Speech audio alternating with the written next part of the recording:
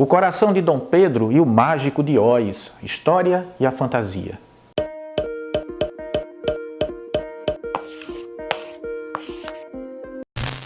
Um dos assuntos mais comentados nesses últimos dias foi a chegada do Coração de Dom Pedro I para integrar as atividades de celebração dos 200 anos do Grito do Ipiranga. Do grito mesmo, porque a independência é outra coisa. A intenção é evocar memórias de pertencimento, mobilizar discursos que exibam afinidades, não apenas entre Brasil e Portugal, mas sobretudo entre nós mesmos, os brasileiros.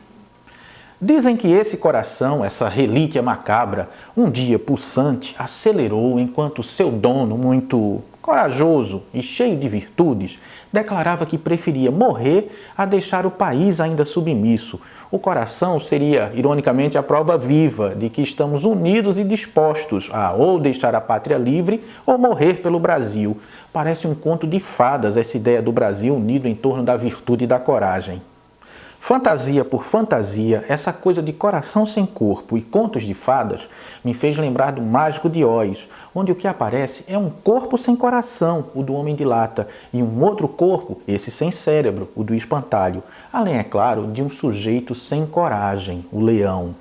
Lançada na passagem do século XIX para o XX, escrita por Lyman Frank Baum e ilustrada por William Denslow, a história de Dorothy e seu cãozinho Totó vem sendo debatida há pelo menos os últimos 60 anos. Isso porque tem um imenso poder alegórico de tratar a política, particularmente a política dos Estados Unidos.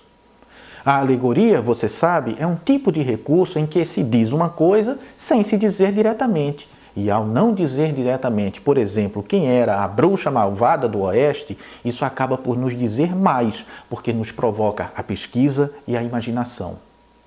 Voltando a esse coração sem corpo, trazido nesse momento, tratado como está sendo, celebra-se mais a morte do que a independência, vocês não acham?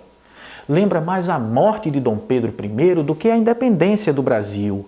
Mas há pouca novidade nisso, porque celebrar a morte tem sido uma constante na história desse país. Aliás, em 1972, durante a ditadura, foi o corpo de Dom Pedro, dessa vez sem coração, que esteve no centro das celebrações dos 150 anos do Grito do Ipiranga. A rigor, não há nada de errado em celebrar a morte. A morte pode ser uma festa, como disse João José Reis. No México, por exemplo, a morte é celebrada com alegria, mas aqui, no Brasil desses tempos sombrios, infelizmente, como disse o professor José Adilson Filho, a morte tem sido celebrada como um desejo. Deseja-se a morte do outro, do diferente, do considerado estranho. E essa vontade incontrolável de aniquilar o outro só é possível quando as relações entre o cérebro, o coração e a coragem se desequilibram. Aqui fica a impressão de que se a gente pudesse retomar o Mágico de Oz para pensar o Brasil desses últimos tempos, eu diria que cá entre nós, às vezes nós temos num único sujeito a falta de coração, coragem e cérebro. Mas óbvio, isto é apenas uma impressão.